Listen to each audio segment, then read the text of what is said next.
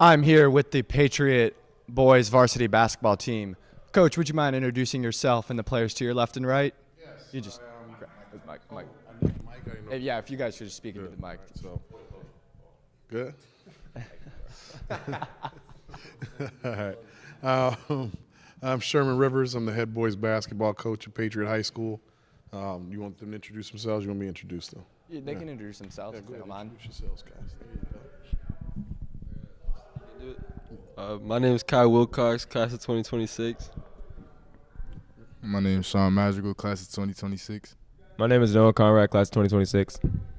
My name is Elijah Gaskins, class of 2026. Coach, Patriot, the standard, championships, whatever sport it is, but basketball specifically, you guys have built such a winning culture.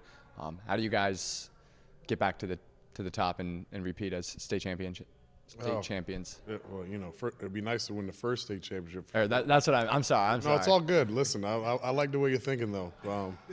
It comes with hard work. You can't cheat the process of it. And I know that everybody sees what we are now, and they want to, have those things and get those things for themselves.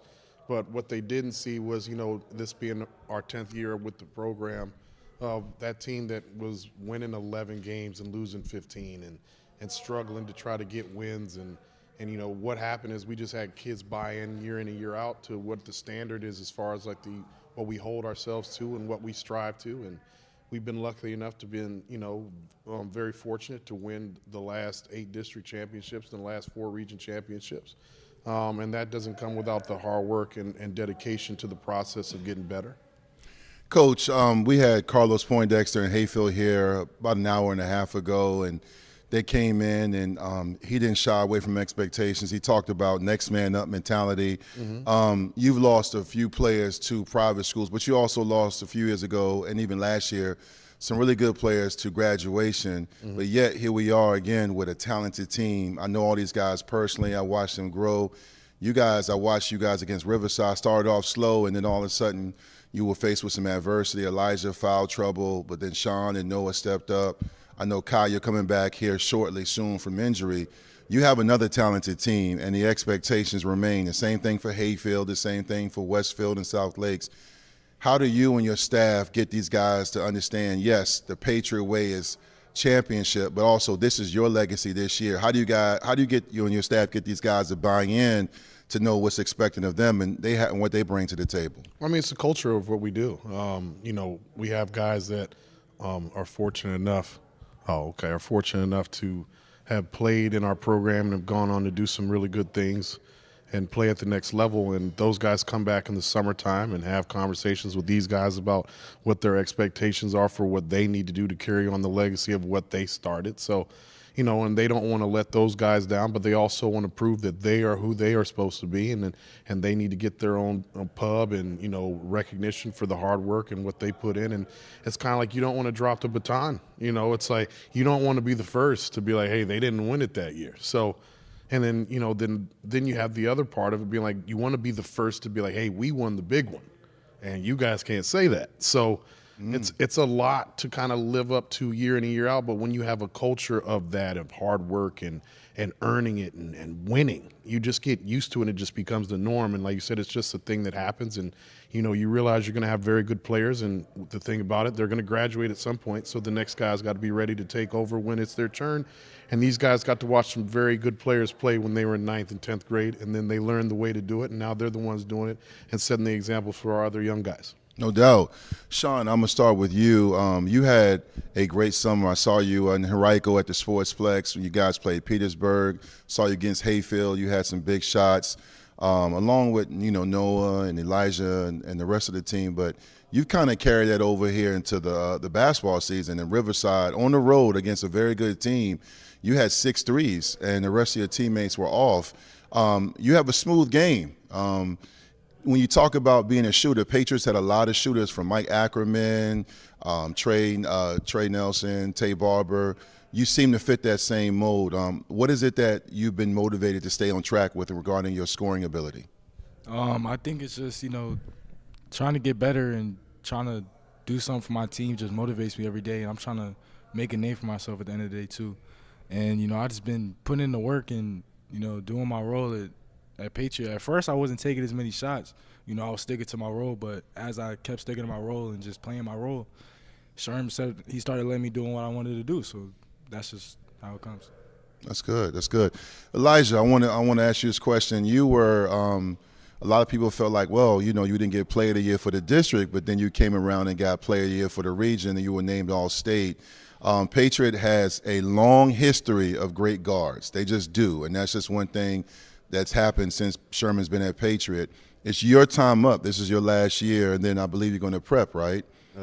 Probably, yes. Probably, yeah, possibly, right? So when you talk about this year being your last go-around and all the accolades you had so far, how do you stay motivated? I know you have your team goals, but you have a target on your back, and there's expectations for you to be that leader and that playmaker. How do you embrace that, and how do you handle that? There's plenty of great guards that came from Patriot High School, Nas, Trey.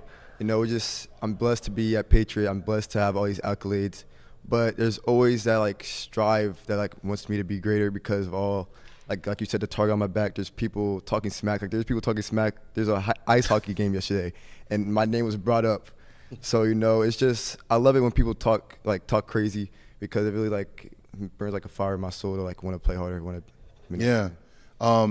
And that's the Patriot way. You're going to be, I saw that personally firsthand with Zay, and that's just how it is. You guys are the topic of every Barstool account. People circle your game on their calendar. The student sections know all about all four of y'all and your other teammates, JP and company. Do you guys, and anybody can answer this question, not just Elijah, do you guys embrace the villain role? Because only Red Nation loves y'all. Let the leader of Red Nation talk on that. I for sure embrace it because I want everybody to talk and everybody to come out to my games at the end of the day. Because the more we talk and more we bring a fire out in everybody else, the more people come out to our games. The more money we get, the more recognition we get. You know what I'm saying? So if they come out and we get the villain role, if that's who they think we are, that's who we think we are, we got to be that. At the end of the day, every single league got to have a villain. If that got to be us, then that got to be us. Do you guys feel like you play better whenever the expectations are higher? You quickly nod your head? Yes. Yeah, I feel like we most definitely play better. I mean, we're a team that most definitely strives off energy. So a lot of times we have to make our own energy, but when there's energy in the crowd, we're feeding off of that. We're going at the crowd. We're talking to everybody, and it's just a great game for all of us. So I feel like we most definitely strive off of people coming out, people targeting us. Yeah, of course. And you guys, state runner-up 2 of the last 3 years, I want to say. All of you guys are returning, correct? What about this team? I know I asked the coach already, but what from the players, what about this team are you guys confident that you guys can capture that state title? I feel like basically last year we all were inexperienced and we all thought what everybody else won, we won. So the years before that, all the regional championships, all the state appearances, all the district championships, we thought we won those, but we weren't a part of that. I mean, we were on the team, but we weren't playing. And now we understand that we have to win something. We have to make our own name. The name that they made for themselves, we got to do that for ourselves. So we understand that we're a new group, but we're returning a little bit. But at the end of the day, we're going to still lead up to the expectations and be our own selves and understand we're not Tay, we're not Zay, we're not Kai, we're not Dez, we're not Trey, we're not all of them. We're our own team, and we understand that now, and we're going to fill our roles as we should. Yeah, of course. Are there anything that the fans should know about this team and the name that you guys are trying to make about yourselves? Kai, you want that one? Yeah, we just want to win states. We want to end on a bang. That's all they got to know. Kai, I joked you at the last meeting today, the Prince William County one. I joked and said you have been there like 9 years. I've watched you grow, man. You actually have a distinct perspective because you were with those teams. You were there when the banners were hung up and the nets were cut, and you talk about we want to win states. You guys have been close. There's no doubt about it, and that comes with all the hard work you guys do on the track, in the gym, in the weight room. With the perspective you have being a senior and being on those teams, beating Oscar Smith in 2 back-to-back years, the tough battles with Hayfield, also the battlefield rivalry. Do you talk to you guys? I know you guys have a group chat. Does that stick with you? Because I interviewed Carson and Jeremy last year after your 4th regional championship. And Jeremy talked about how he really wanted to win states, and because it was his last year, him and Ethan. How do you feel going into this year once you get back on the court? Is that definitely what you want? Are you willing to do everything you can for your team and yourself? Personally, yeah. I feel like after coming from injury, that like I have a lot to prove for myself, and like there's not really a lot of expectations because no one's really seen me do anything for the past like 8 months. So I'm just ready to get out there and hoop, help my team as best as I can, and just play ball. And hopefully we can go as far as we can because at the end of the day, the whole team, we just want to win a ring. Like, it's our senior year. We've been playing for like years. Like, we've been playing forever together. So we just try to end it on like a good one. Yeah. When you look at your district, I was interviewing Battlefield just a few minutes ago, and I told Coach RJ, it's interesting because this is the district where Cedar Run, you guys have dominated, but there's a lot of new coaches. You got Osborne, a new coach, Coach Lacey. You also have Osborne Park with a new coach. Battlefield, as I mentioned, RJ. Unity Reed has a new coach. Gainesville is right down the street. You guys are familiar with them. Their coaches are new, but they're right there with you. When you look at the challengers in the district, when you look at your schedule, Sherman does not shy away from bump. What do you feel like is the biggest challenge regarding the schedule and the expectations you just mentioned? What do you think the biggest challenge is? The biggest challenge is just staying consistent even when the team doesn't look great. It's about like having the same mindset that we got to kill them. We got to like put them out right when the game starts. We can't just play with them. And that's the biggest thing. Yeah. And Sherman, I joke you every year. I'm like, yo, I don't know what you're doing with this schedule. You have a schedule today at the Kyle Honoré Classic. You played Norview later this evening. You didn't play Verona last night, right? Is that going to be? No, we're going to look at moving that to another date. They canceled school, so we couldn't have. Okay, I was looking for it and I didn't see it. Yeah. But you have there's a stretch, I believe, and help me because I don't do the schedule. Because every year, I don't think you ever do a home game to start the season. There was one year you played Woodside, and then there was another year you opened up against Hayfield on ring night ceremony. Yeah, I mean, last year we opened up at home with Landon. It was a private school game, but then we proceeded to go to South Carolina for the next 3 games. So it's like it didn't even happen. So yeah. So when you look at the schedule, what's that? Everybody's important. You can't disrespect your opponents, but there's a stretch you were telling me recently. It's Westfield, Lansdowne. What is it? Yeah, it's in that week. Westfield and Lansdowne is in that same week, and I can't remember who the Friday game is. Oh, it's Gainesville the Friday. So that's a nice little stretch to come out for the new year. But, I mean, it's at the end of the day, the stretch that you would have to play within the regional tournament or the state tournament is going to be just as daunting. So we just have to make sure that we're focused on the task at hand. Iron sharpens iron, like what we always say, and we're going to play a tough schedule. I mean, today we have Norview, who beat Maury last night by 28 points. So, and Maury has clearly been a team that's been a very good team over the years. So, and when I watched them on film this morning, I felt like I was looking in the mirror as far as how they want to play. They're athletic, but they also run good stuff, and they got some guys that can make some shots and make some plays. So we're going to have to be ready to play today, but I have no doubt that we're going to be there. A lot of times people look at me and they think I talk a whole lot and are overconfident, but I'm confident in our guys. I mean, listening to them talk gets my blood going. I'm telling you, because you can hear the competitiveness in their voices, and knowing that that's where they are just from their answers gets me ready to go. And so it's just one of those things that we all feed off of each other, and that we just have that competitive fire to want to get better, and you can't get better without playing very tough teams. This is for the players. Coach, you just said it, that you wouldn't schedule these games if you weren't confident in your players. So players, what does it mean to you knowing that your coach is confident that you guys can hang with these private schools or these exhibition games that aren't in your region or something? Just can you speak about the confidence that your coach has in you and how you guys use that to kind of reciprocate it and play on the court? I mean, knowing that we have a coach that trusts us and knowing that we have a coach that's going to put confidence in us no matter what gives us the confidence that we need. I mean, everybody's had a coach before where they're like, oh, we don't want to play against bad teams because we want our schedule to look good, blah, blah, blah. No. If you have a coach that puts trust in you and gives you these hard schedules and then go to the future when you play in the playoffs and you play against a hard team over and over and over again, you're ready for that. You know what I'm saying? So knowing that we have that confidence, it makes us knock down shots. It makes us be okay with missing one shot but getting back on defense and getting it back, because that's just what we've been learning. That's the culture we've bought into, you know? So knowing that we have these hard games, and it's just a confidence thing. And confidence is basketball. Basketball is all mental at the end of the day. So if we are good mentally and knowing that our coach is good mentally with us, then it doesn't matter who we play. At the end of the day, we're going to step out there and we're going to work hard. So that's how we feel about it. Of course. And then you've mentioned how you guys have been a part of those teams that have cut the net and hung the state runner-up banners and the region, but it doesn't necessarily feel 100% fulfilling knowing that it wasn't, you know, you guys, it was you guys, but you know what I mean? You guys were the younger guys, but now it's your turn. Now it's your guys' team, as you mentioned. Let me say something really quick. A few of y'all's senior years, you guys have wanted this for as soon as you put on the Patriot jersey.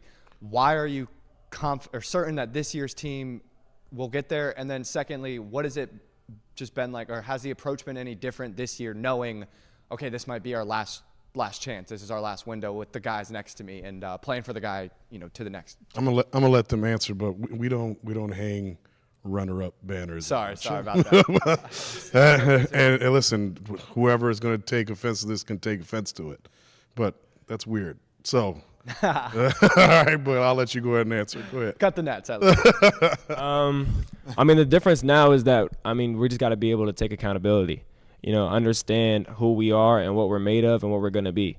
You know, I mean, we cut down the nets, but we weren't the star players, but what does that matter? Everybody has a role, you know what I'm saying? So now everybody else is going to understand, and if we build up this culture that understands that, okay, now it's our time to work, the younger players are going to understand. We see them work hard, we see what they're going to do, and they're just going to keep on living up to that and keep on working up to that, and then it makes us better, because the harder they work, knowing that they want it too, the harder we'll work and the better we'll get. So that's how it works. Yeah, it's amazing looking at you. I remember like 3 years ago, I mean, you would give me a head nod. I didn't know if you spoke. And then now you're in here. I see you on TV campaigning on TikTok.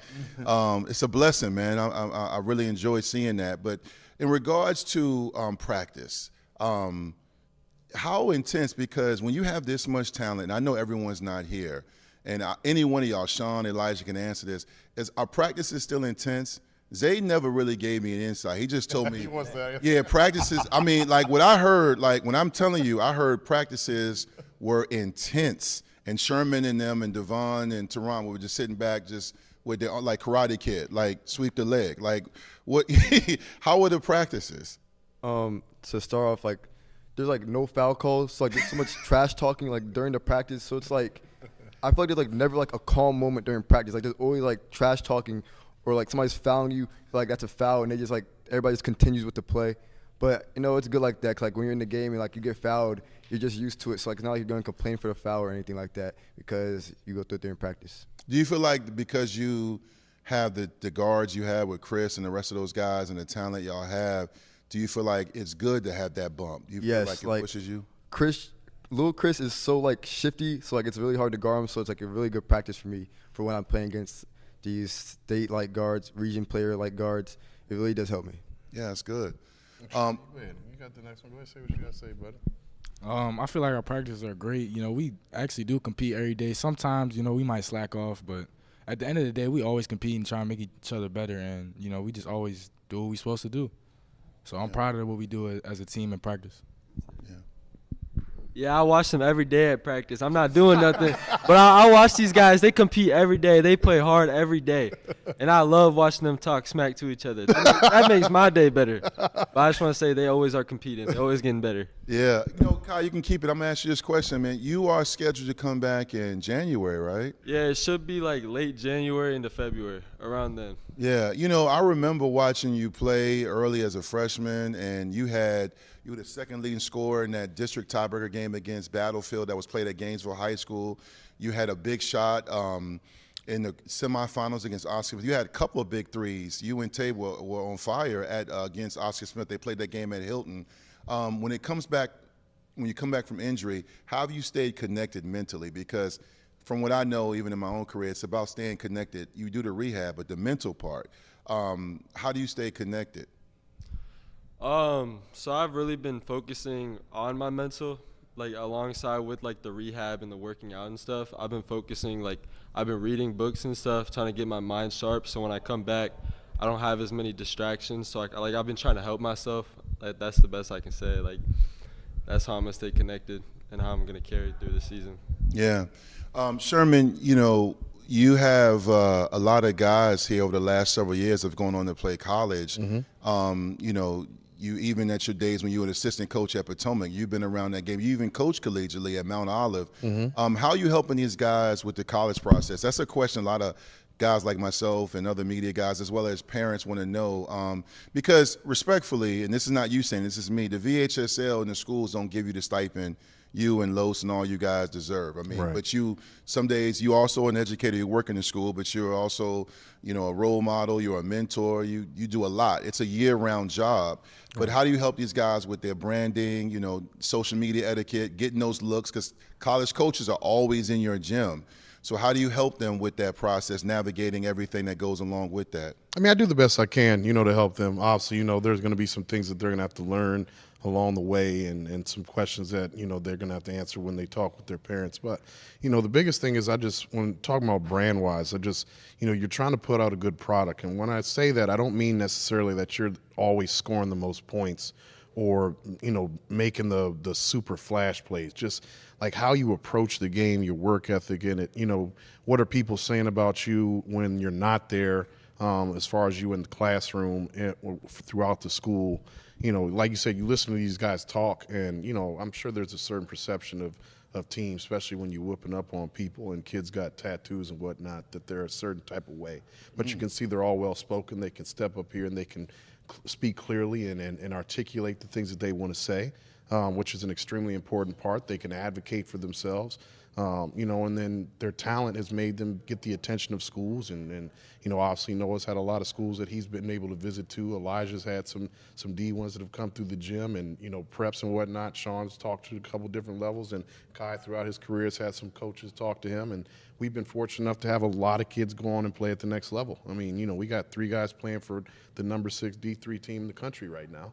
Yeah, it's crazy. Mary Washington, last time I checked, Courtney Davis was leading his team and scoring at the D2 school he's playing at.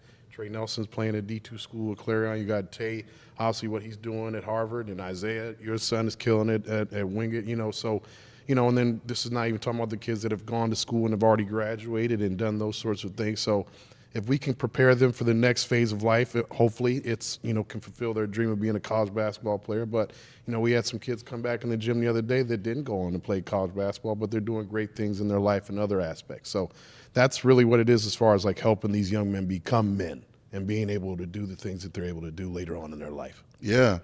Well said. And Elijah, I got a fun question for you. I mean, I've known you since you were 6 years old back in the Biddy Ball days at Manassas Park. I've known your dad a long time. Little Birdie told me he's coaching JV at Patriot. True or false? That is very true. It's just crazy. It's an amazing experience. Me going into varsity practice, I just see my dad coaching because he's been my coach basically my whole life. Yeah. It's just great to see him to be Now, able to coach again. The fun part of my question is this. You've been playing for your dad. You also played on the shoe circuit team. You've had other coaches, but your dad has been there from day one. So what's the difference between him and Coach Sherman Rivers, honestly? To be honest, I generally do think that they're like the same person, just like they just look different. Like the way Really? the way Sherm like yells at me whenever he's mad, like it's the same way my dad did. So it's just like he's like a second father figure. Okay, that's good. I didn't know. I just was because I've known your dad a long time. He's always smiling and talking with me, but I've seen him get on you. But I know Sherm takes it to level 10. Yeah, I know. I've seen him. I saw him yell at my son one time, and Abe messed up, but he was getting on Isaiah. But you guys all know that's part of the game, and you talk about that how iron sharpened iron, and how Sherm and the coaches get on you guys and hold you accountable. How do you guys hold each other accountable? Because that's what it's all about. We hold each other accountable by just understanding that if you make a mistake, somebody's going to say something to you. Like, that's just how the world is. I mean, at the end of the day, once you grow up, you go get a job, you mess up, your boss is going to say something to you, and that's just how it's going to be. So understanding that right now, let's say Elijah turns the ball over, doesn't get back on defense, somebody's going to chew him out for that. And at the end of the day, it's not coming from a place of hatred. It's coming from a place of, listen, we're trying to get better and we're trying to win some. You know, and he understands that. So he takes the accountability. He says my fault, and he gets back in and makes the play after that. You know, and after that, it gets better for us. You know, let's say I miss a shot. Sean's going to be right there to pick me back up. He's going to be right there to pick my head back up as a leader. You know what I'm saying? Because there's not only one leader on our team. Everybody's a leader. You know what I'm saying? We might have 3 captains, but everybody's a captain at the end of the day, and everybody has their role. So as long as we can keep each other accountable, we're going to win games. We talk to each other every single day about anything and any mistakes. Let's say you're messing up in school. Somebody's going to say, like, yo, like, I don't want to run a 6-30 when we get back to practice. You know what I'm saying? So, like, we do a whole bunch. I don't even know what we do at this point. He just says something, and we're like, all right, I guess we're doing it. But basically, it's just we know what the expectation is, and we know what other people have done, and we just understand. We just got to be accountable for it. You know, just take that accountability, because that's the next step of being a winning program. We can be a good program and not be accountable and just go out there and roll the ball out and play basketball, or we could be a winning program, roll the ball out and play basketball. You know, you got to have those 2 things to be a good team. So yeah. And how do you guys maintain? You know, you said you can be a good program or you can be a winning program. What has made Patriot such a successful winning program recently? It starts in the off season. Like, our basketball isn't just in the season; it's all year round, and that's what makes us different from a lot of these teams. Like, we're doing everything that these teams aren't doing. Like, Sherm is always pushing us to be better on the court, outside of the court, in the classroom, everywhere, and that's where I think it comes from. It's pretty evident. It's ring or bust this year, right? Coach, players, we appreciate your guys' time. Hope you enjoyed it on the NSMT experience. Best of luck tonight. Best of luck the rest of the season, and we look forward to catching some of your guys' games. Thank you guys for having us.